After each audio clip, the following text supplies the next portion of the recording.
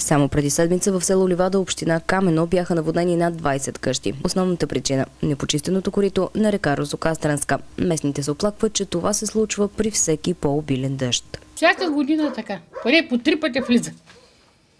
Тази година тая врата направихме, нали, за по-удобно да бъде. Вода, вярвайте, някога през прозорците в резултата, които са. Невралгичните места в областта са няколко, а пари за почистване няма. Наводненията и бедствията, които случиха 2014 година и началото на 2015, направихме опит чрез работна ръка и лека техника да почистим това, което може да бъде почистено като дерета и речни корита с минимални средства.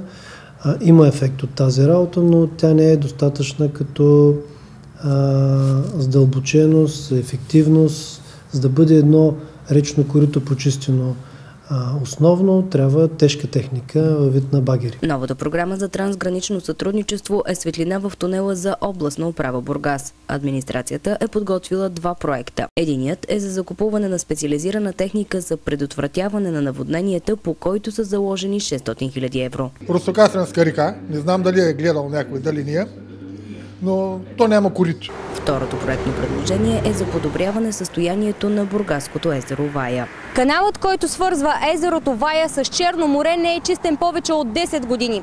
Поради тази причина при всеки по-обилен дъжд се наводнява района около езерото, стига се и до затваряне на пътни участъци. От областната администрация са си поставили за задача да закупят и дронове. С тях ще бъдат обследвани недостъпните места и ще бъде установено къде има затлачване и тапи по речните корита.